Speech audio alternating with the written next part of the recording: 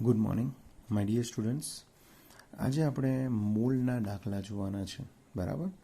Okay, હવે મોલના દાખલાની આપણે વાત કરીએ તો સ્વાધ્યાય 1.10 આપણે જોવાનું છે, જેમાં ઇથેન C2H6 ઇથેન જેનું અણુસૂત્ર તમને આપેલું છે C2H6 ના 3 મોલની સંખ્યા જોવાની છે કે એના 3 મોલમાં તમને કેટલી સંખ્યા મળશે. પહેલું કાર્બન પરમાણુના મોલની સંખ્યા તમારે મેળવવાની છે કે એમાં કેટલા કાર્બનના મોલ છે. તો આપણે પહેલાં ઇથેન લખીએ. ઇથેન એટલે કે C2H6, બરાબર? તો આપણે એવું કહી શકીએ કે એક ઇથેનમાં કાર્બન કેટલો છે, તો એક ઇથેનમાં કાર્બન 2 છે, એટલે આપણે એવું કહી શકીએ કે એક C2H6 સંયોજનમાં, બરાબર, એક C2H6 સંયોજનમાં કેટલો કાર્બન છે? 2 કાર્બન છે, બરાબર, 2 કાર્બન છે. હવે એ જ રીતે જો 3 મોલ હોય તો કેટલા? તો 3 મોલ C2H6 હોય, બરાબર, 3 મોલ C2H6 સંયોજનમાં સપોઝ મારે કાર્બનના મોલ ગણવાનો હોય તો, બરાબર, કાર્બનના મોલની વાત કરીએ તો કાર્બનના મોલ કેટલા? તો 3 ઉપર જશે અને 2 સાથે ગુણાશે, એટલે 2 ગુણ્યા આપણે 3 કરી, એટલે 3 ગુણ્યા 2 કરીએ તો કેટલા આવશે? 6 મોલ આવશે. તો 6 મોલ તમને કાર્બન મળશે. સિમ્પલ વસ્તુ છે. એક સંયોજનમાં 2 કાર્બન મળતું હોય તો 3 મોલમાં કેટલા? તો 3 2 કેટલા થશે? 6 મોલ તમને શું મળશે? કાર્બન મળશે. બહુ સિમ્પલ ગણતરી છે. એ રીતે હાઇડ્રોજન પરમાણુના મોલની સંખ્યા ગણવાની છે. હવે હાઇડ્રોજનના મોલની સંખ્યાની આપણે વાત કરીએ તો ઇથેન એટલે C2H6, બરાબર? તો આપણે એવું કહી શકીએ કે એક C2H6માં હાઇડ્રોજન કેટલા છે? 6. એટલે આપણે એવું કહી શકીએ કે 6 હાઇડ્રોજન છે, બરાબર? શું છે? 6 હાઇડ્રોજન છે. તો આપણા પાસે કેટલા મોલ છે? 3 મોલ. તો 3 મોલ C2H6માં હાઇડ્રોજનના મોલ, બરાબર, હાઇડ્રોજનના મોલ. હવે હાઇડ્રોજનના મોલ જો આપણે આમાં શોધીએ તો 3 ઉપર જશે અને 6 સાથે ગુણાશે, એટલે 3 ગુણ્યા 6 એટલે ટોટલ કેટલા થશે? 18 મોલ. તો હાઇડ્રોજનના મોલ તમારા કેટલા થઈ જશે? 18 થઈ જશે. હાઇડ્રોજનના મોલ કેટલા થશે? 18. સિમ્પલ ગણતરી છે. એક C2H6માં તમને 6 હાઇડ્રોજન મળતા હોય તો 3 મોલમાં કેટલા? તો 3 ઉપર જશે, 6 સાથે ગુણાશે, એટલે 3 કેટલા થાય? 18. ઓકે, ચાલો, તે રીતે ઇથેનના અણુની સંખ્યા શોધવાની છે. ધ્યાન રાખજો, આ મોલની સંખ્યા હતી અને આ તમારી અણુની સંખ્યા છે, બરાબર? હવે 3 મોલ C2H6ના મોલ કે અણુ કેટલા? તો જરા ધ્યાન રાખજો, એક મોલ બરાબર કેટલા? તો એક મોલ બરાબર 6.022 ઇન્ટુ 10 કેટલા છે? 23. તો એવા આપણા પાસે કેટલા મોલ છે? 3 મોલ. ચાલો, 3 મોલ C2H6 બરાબર કેટલા અણુ થશે? તો 3 સાથે ગુણી દો, એટલે 3 ગુણ્યા 6.022 ઇન્ટુ 10 તમારે કેટલા કરવાના? 23. તો 3 ગુણ્યા આપણે 6.022 કરીએ તો આપણો આન્સર 1.807 ગુણ્યા 10ની કેટલી ઘાત આવશે? 24 ઘાત આવશે. એટલે એમ તો એકચ્યુઅલમાં આપણો આન્સર 18.07 ગુણ્યા 10ની 23 ઘાત આવશે, પણ એક પોઈન્ટ ડાબી બાજુ જો આપણે ખસેડીએ તો આપણે 10ની ઘાતાંકમાં 1 એડ કરવા પડે, એટલે 23ની જગ્યાએ કેટલા થશે? 24 અણુઓ થશે. એટલે એક મોલ એટલે કેટલા? 6.022 ઇન્ટુ 1023. તો 3 મોલ એટલે કેટલા થશે? કેટલા અણુ થશે? તો 3 ગુણ્યા 6.022 ઇન્ટુ 1023, આટલા તમારા અણુ થશે. એટલે 18.07 ગુણ્યા 10ની 23 ઘાત આવશે. અને જો તમે એક પોઈન્ટ ડાબી બાજુ ખસેડો તો 1.807 ઇન્ટુ 1024 અણુ આવશે. તો આ રીતે આપણો સ્વાધ્યાયનો 1.10 આપણો કમ્પ્લીટ થશે. હવે સ્વાધ્યાયનો 1.10 કમ્પ્લીટ થાય તો હવે આપણે નેક્સ્ટ દાખલા પર આવીએ. સ્વાધ્યાયનો 1.28. નીચેનામાંથી શેમાં સૌથી વધારે સંખ્યામાં પરમાણુ હશે? એટલે આપણને જેટલા પણ આપેલા છે, બરાબર, એમાંથી કયામાં પરમાણુની સંખ્યા સૌથી વધારે હશે? હવે વધારે મેળવવા માટે આપણને મોલ ખબર હોવા જોઈએ, કોણ કેટલા મોલ છે તે. ઓકે, હવે મોલ જો તમને ખબર હોય તો મોલ બરાબર સમીકરણ શું? તો મોલ બરાબર સિમ્પલ સમીકરણ છે વજન ભાગ્યા પરમાણુ ભાર, બરાબર. સમીકરણ શું છે? મોલ બરાબર સમીકરણ શું છે? વજન ભાગ્યા શું છે? પરમાણુ ભાર છે. ઓકે, તો કેટલા બધાના મોલ થાય તે આપણે ગણીએ. તો પહેલી વસ્તુ એ કે બરાબર પહેલું જે છે 1 ગ્રામ એયુ છે, બરાબર. એયુ એટલે કે ગોલ, ગોલ એટલે કે સોનું, બરાબર. તો સોનુંના મોલ કેટલા થશે? બરાબર, એયુના મોલ કેટલા થશે? તો એયુના મોલ જો જાણવા હોય તો વજન ભાગ્યા પરમાણુ ભાર કરવા પડે. વજનની વાત કરીએ તો વજન તમારું 1 છે, બરાબર. અને એયુનો જો પરમાણુ ભારની વાત કરીએ તો ધ્યાન રાખજો, એયુનો પરમાણુ ભાર 197 છે. જો તમને ન ખબર હશે તો ચોપડીના પાછળ તમે જોશો તો એયુનો તમને પરમાણુ ભાર મળી જશે. તો એયુના મોલ થઈ જશે 1/197 મોલ. હવે આપણને એ બી ખબર છે કે 1 મોલ બરાબર કેટલા? 1 મોલ બરાબર આપણને ખબર છે 6.022 × 10⁻23, બરાબર. એટલે મોલને જો આપણે અણુમાં કન્વર્ટ કરીએ, એટલે કે પરમાણુની સંખ્યામાં કન્વર્ટ કરીએ તો ગુણ્યા તમારે 6.022 × 10⁻23 કરવા પડે. એટલે 1/197 ગુણ્યા કેટલા? 6.022 × 10 કેટલા કરવા પડે? 23 કરવા પડે. ચાલો, 6.022 × 10⁻23 ડિવાઈડ બાય જો તમે 197 કરશો તો આપણી વેલ્યુ જે છે એ 0.03057 ઇન્ટુ 10⁻23 થશે, બરાબર. હવે 2 પોઈન્ટ જો જમણી બાજુ જો આપણે જઈએ તો 23માંથી 2 ઓછા કરીએ તો 21 થશે. એટલે આપણો આન્સર આવશે 3.057 ઇન્ટુ 10⁻21, બરાબર. આટલા તમારા પરમાણુ થશે. હવે આ પરમાણુ જે થયા એ તમારા કોના થયા? એયુના થયા. એયુ એટલે કે સોનુના થયા. હવે એ રીતે તો આપણે Na એટલે કે સોડિયમ, લિથિયમ અને Cl2 ગેસના પણ શોધવાના છે. ચાલો, એ રીતે આપણે બીજું જ ગણીએ. બીજો જે છે એક જ મિનિટ, ટુ બી કન્ટિન્યુ રાખજો.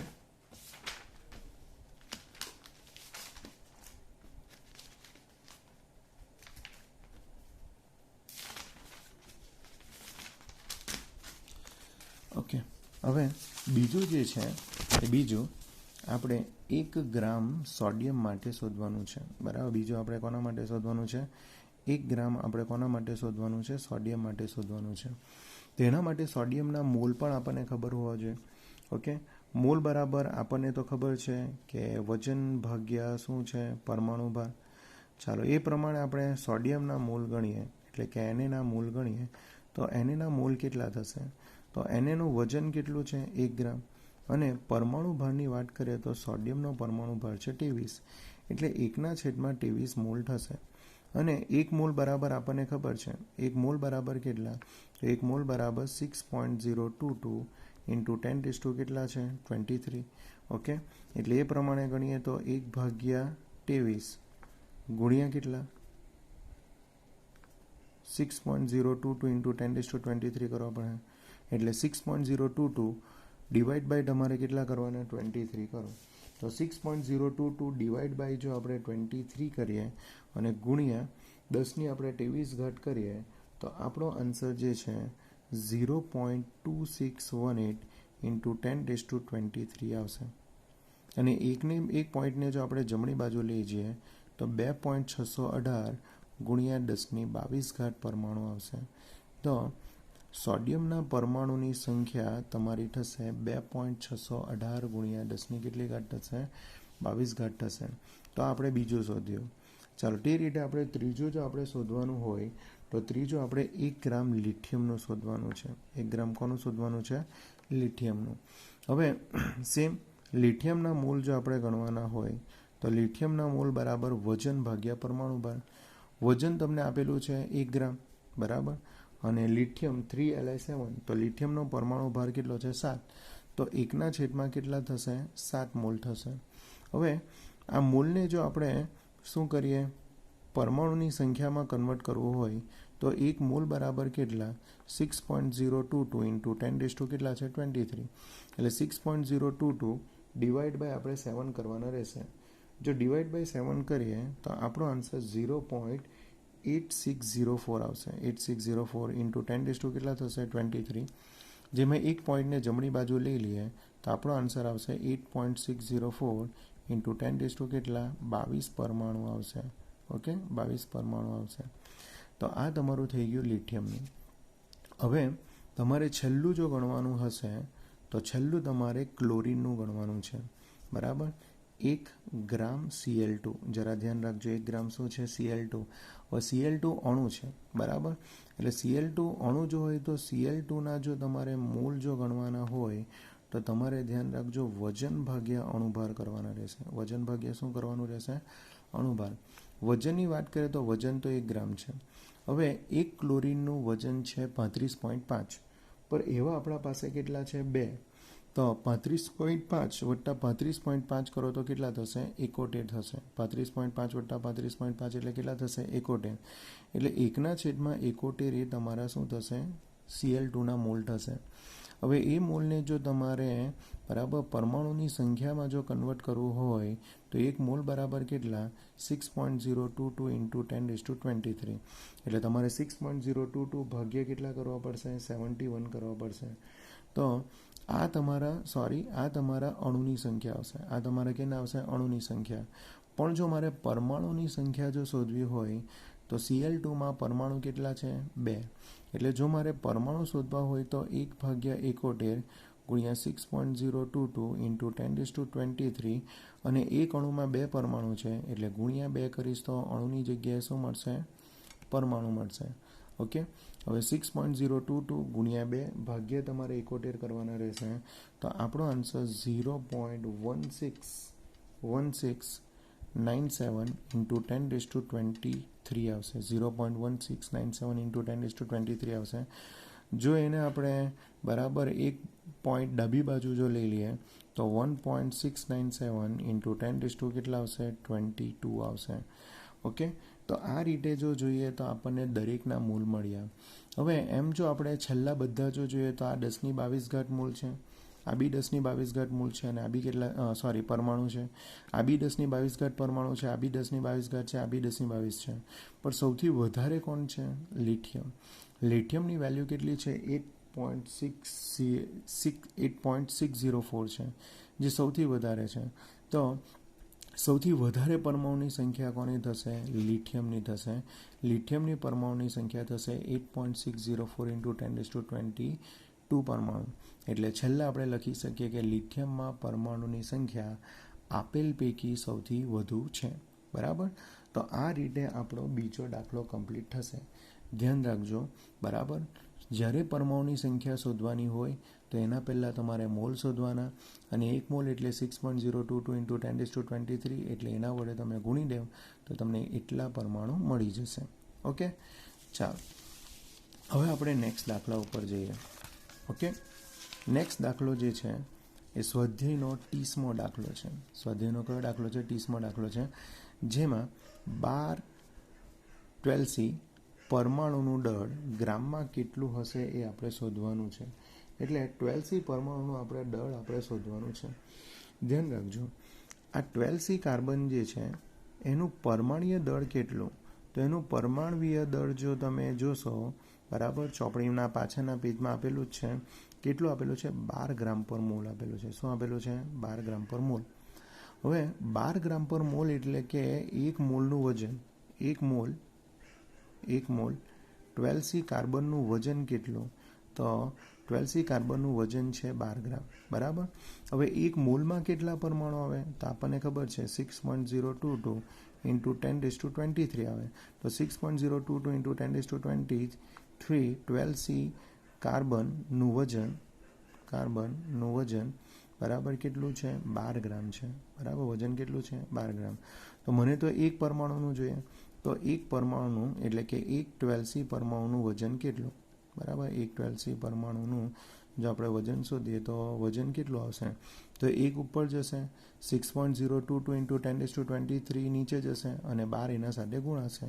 એટલે 1/6.022 ઇન્ટુ 10⁻23 ગુણ્યા કેટલા આવશે 12. આટલું તમારું એક કાર્બન પરમાણુનું વજન આવશે. જો આટલું જો ગણતરી કરીએ તો આપણી આન્સર 1.9926 935 ઇન્ટુ 10⁻⁻⁻⁻ -23 ગ્રામ થશે. કેટલું થશે? 1.9926935 ઇન્ટુ 10 કેટલા થશે? -23 ગ્રામ તમારું એક કાર્બનનું વજન થશે. તો મારા પ્રમાણે બહુ સિમ્પલ છે. તમને એનું પરમાણ્વીય દળ ખબર હોવું જોઈએ કે પરમાણ્વીય દળ શું છે? 12 ગ્રામ પર મોલ. એટલે એક મોલનું વજન કેટલું? 12 ગ્રામ. એક મોલમાં આવે કેટલા? 6.022 ઇન્ટુ 10⁻23 પરમાણુ આવે. એટલે 6.022 ઇન્ટુ 10⁻23 પરમાણુનું વજન કેટલું? 12 ગ્રામ. તો એક પરમાણુનું વજન કેટલું થશે? બરાબર. તો એ પ્રમાણે આપણને એક પરમાણુનું વજન મળી જશે. તો આ રીતે આપણો સ્વાધ્યાયનો 1.30 કમ્પ્લીટ થાય છે. ચાલો, આના પછી જો આપણે જોવાનો હોય તો સ્વાધ્યાયનો 1.33 જોવાનો છે. સ્વાધ્યાયનો કયો જોવાનો છે? 1.33. નીચેનામાં દરેક પરમાણુની સંખ્યા ગણવાની છે કે પરમાણુની સંખ્યા કેટલી છે. એમાં આપણને પહેલું આપેલું છે આર્ગોનના 52 મોલ આપેલા છે. આર્ગોનના કેટલા મોલ આપેલા છે? આર્ગોનના 52 મોલ આપેલા છે. હવે મારા પ્રમાણે એક મોલ બરાબર તો ખબર છે કે એક મોલ બરાબર શું? 6.022 ઇન્ટુ 10⁻23 બરાબર પરમાણુ થાય. તો 52 મોલના કેટલા થશે? તો 52 ગુણ્યા તમારા 6.022 ઇન્ટુ 10⁻23 આટલા પરમાણુ થઈ જાય. હવે 52 ગુણ્યા જો તમે 6.022 કરશો બરાબર તો આપણો આન્સર આવશે 313. 313 ગુણ્યા 10ની કેટલી ઘાત આવશે? 23 ઘાત આવશે. ને 2 પોઈન્ટ જો ડાબી બાજુ ખસેડી દઈએ તો 3.13 ગુણ્યા 10ની કેટલી ઘાત આવશે? 25 ઘાત. આટલા તમારા પરમાણુ થશે. આટલા તમારા પરમાણુ થશે આર્ગોનના. ઓકે, ચાલો. એ જ રીતે તમને હિલિયમના જે છે હિલિયમના તમને 52 યુ આપેલા છે. હવે યુ એટલે કે એટમિક માસ યુનિટ બરાબર. હવે એ રીતે હિલિયમની વાત કરીએ તો હિલિયમનું પરમાણ્વીય દળ 4 ગ્રામ પર મોલ છે. 4 ગ્રામ પર મોલ છે. અને એક પરમાણુનું વજન 4 યુ છે. એક પરમાણુનું વજન કેટલું છે? 4 યુ. ધ્યાન રાખજો, એક મોલનું વજન 4 ગ્રામ પર એક પરમાણુનું વજન કેટલું? 4 યુ. અહીંયા યુમાં જ આપેલું છે. તો અહીંયા જો આપણે બરાબર શું શોધવાનું હોય તો પરમાણુની સંખ્યા શોધવાની હોય તો આપણે એવું કહી શકીએ કે 4 યુ બરાબર કેટલા છે? એક હિલિયમ પરમાણુ. બરાબર 4 યુ બરાબર કેટલા છે? એક હિલિયમ પરમાણુ. તો આપણા પાસે કેટલા છે? 52 યુ બરાબર કેટલા હિલિયમ પરમાણુ થશે? તો હિલિયમ પરમાણુની સંખ્યાની વાત કરીએ તો હિલિયમ પરમાણુની સંખ્યા થશે 52 ઉપર જશે ને 4 નીચે જશે તો 52/4 એટલે કેટલા થશે? 13. તો હિલિયમ પરમાણુની સંખ્યા થઈ જશે 13. તો જો ધ્યાન રાખજો, અહીંયા યુ આપેલું છે. યુ એ એક જ પરમાણુનું વજન દર્શાવે છે. જ્યારે ગ્રામ જે છે એ પરમાણુની સંખ્યા દર્શાવે. એટલે ત્યારે આપણે મોલ લઈ શકીએ, પર યુ હશે ત્યારે આપણે એક પરમાણુનો વિચાર કરવાનો રહેશે. ચાલો, તે રીતે હિલિયમના 52 ગ્રામની વાત કરેલી છે. હવે હિલિયમના 52 ગ્રામની વાત કરીએ તો હિલિયમનું પરમાણ્વીય દળ તો ખબર છે કેટલું છે? 4 ગ્રામ પર મોલ બરાબર. 4 ગ્રામ પર મોલ. હવે મોલ બરાબર વજન ભાગ્યા પરમાણુ ભાર બરાબર. મોલ બરાબર શું છે? વજન ભાગ્યા પરમાણુ ભાર. વજન આપણા પાસે છે 52 ગ્રામ બરાબર. પરમાણુ ભાર છે 4 ગ્રામ પર મોલ એટલે થઈ જશે 13 મોલ બરાબર. થઈ જશે 13 મોલ. હવે એક મોલ બરાબર કેટલા? તો એક મોલ બરાબર 6.022 ઇન્ટુ 10⁻23 એટલે એ પ્રમાણે 13 ગુણ્યા 6.022 કરી નાખીએ તો 78.3 ઇન્ટુ 10⁻23 બરાબર તમારા પરમાણુ થશે. અને જો એક ડિજિટ મેં ડાબી બાજુ લઈ જાઉં તો તમારે એડ કરવા પડે. એટલે 7.83 કરું તો 10ની તમારી 24 ઘાત પરમાણુ થશે. 10ની કેટલી ઘાત થશે? 24 ઘાત પરમાણુ થશે. તો ધ્યાન રાખજો, જ્યારે ગ્રામમાં આપેલું હશે ત્યારે આપણે એનું પરમાણ્વીય દળ ગ્રામ પર મોલમાં લેશું.